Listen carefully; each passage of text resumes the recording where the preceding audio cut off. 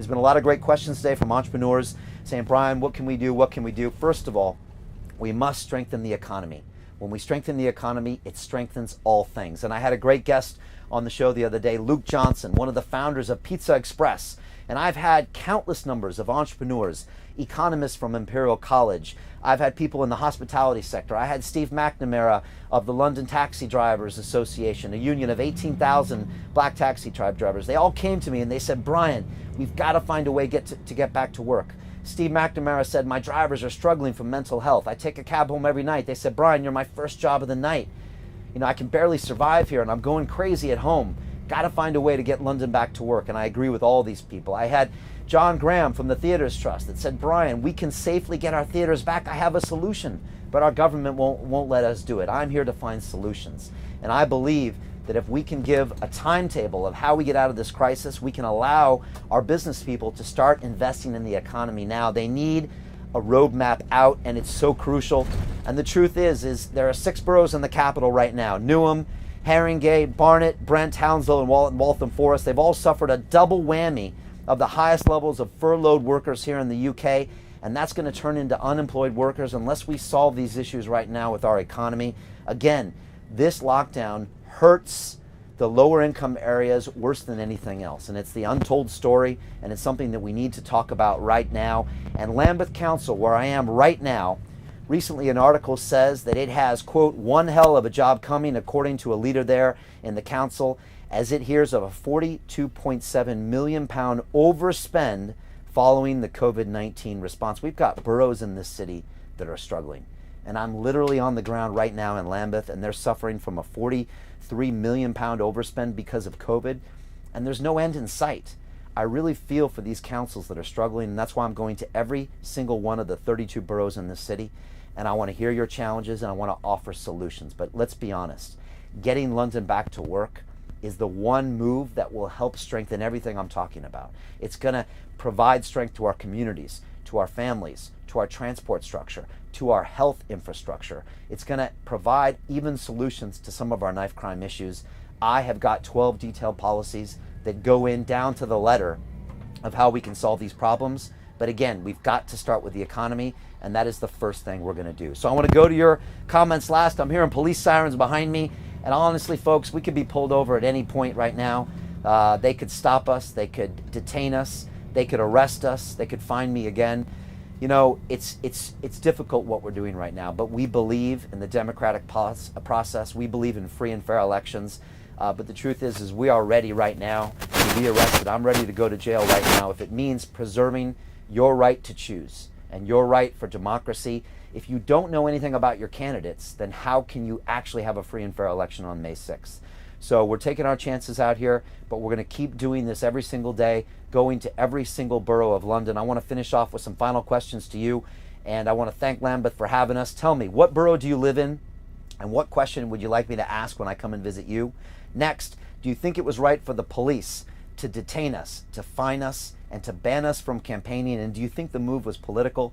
Third, do you think that free and fair elections should be allowed to take place on May 6th, and why? And finally, do you think we need new leadership, new vision, and a new direction for London? I want to go to your comments right now. I'm just trying to check and make sure we're not being pulled over right now. We're not. Seems like we're okay for now. But again, we know the police are watching us, but we, like I said, believe that we are following the letter of the law. Again, watch and go read my 5-page letter we've sent to all the police commissioners.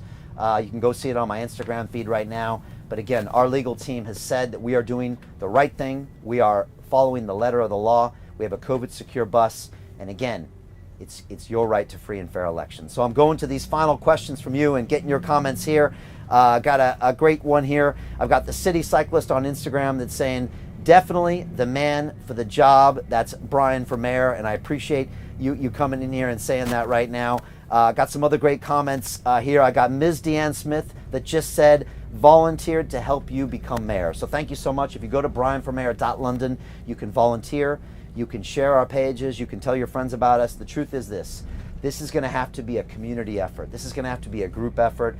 The only way we're going to change London is to do it together. I need you to share this video with your friends and family. I need you to comment below. I need you to tell them about the ideas that we have here. Tell them what we're doing. And I need your help to make sure that the police don't stop and the politicians don't stop us from broadcasting from this digital battle bus. I've got Claire Bell on Instagram that says, my mom suffers from depression and she has been completely forgotten by mental health services. Right now, I'm struggling to help her. And the truth is, the mental health crisis, it's very dangerous right now. And the reason is because our government hasn't given us a destination. They haven't told us where we're going. It's first February 15th we're locked down to. Then it's Easter. Then the pubs won't open till May. And then today our prime minister said maybe schools are closed until the summer.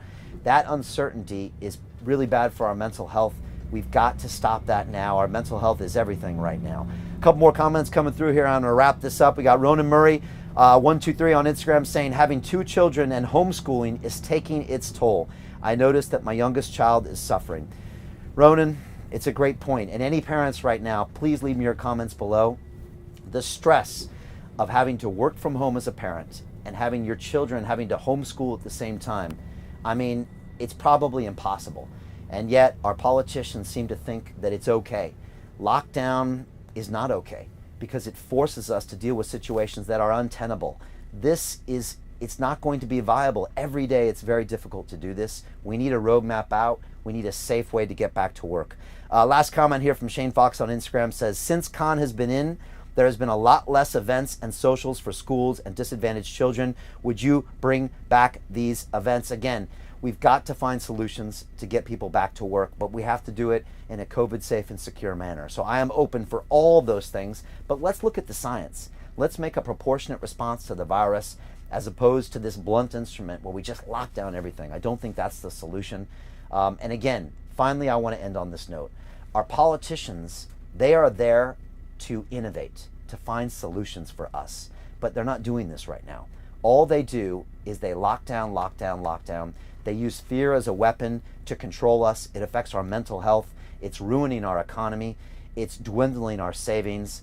And it's time for a change right now. And so we need new leadership. We need to take London in a new direction. And we've got to do that together. I appreciate everybody for tuning in live with me here. Again, you can see we're literally out here on the road in your borough. I want to thank the Borough of Lambeth for having us today. Again, such an iconic borough, so many incredible people here, but also so many challenges here on the ground, so many struggles, and it feels like a lot of you are being ignored by the current mayor. There's real issues here when it comes to knife crime. There's real issues here when it comes to affordable housing, and there's real issues here when it comes to the economy.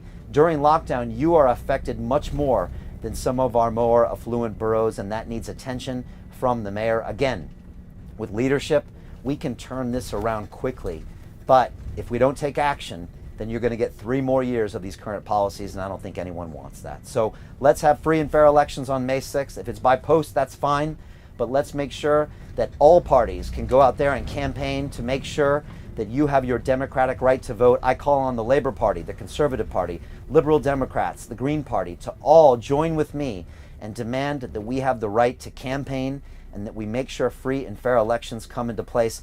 I don't know what to do next. Maybe we have to call the UN in with their white helmets to stand on every corner to make sure that free and fair elections are happening. I know that's usually reserved for third world countries, but when they're stopping a candidate like me from going out there and campaigning in a COVID-safe manner, something strange is going on. We will not accept that, which is why we're out here on the road. We're putting everything on the line for you as the citizen.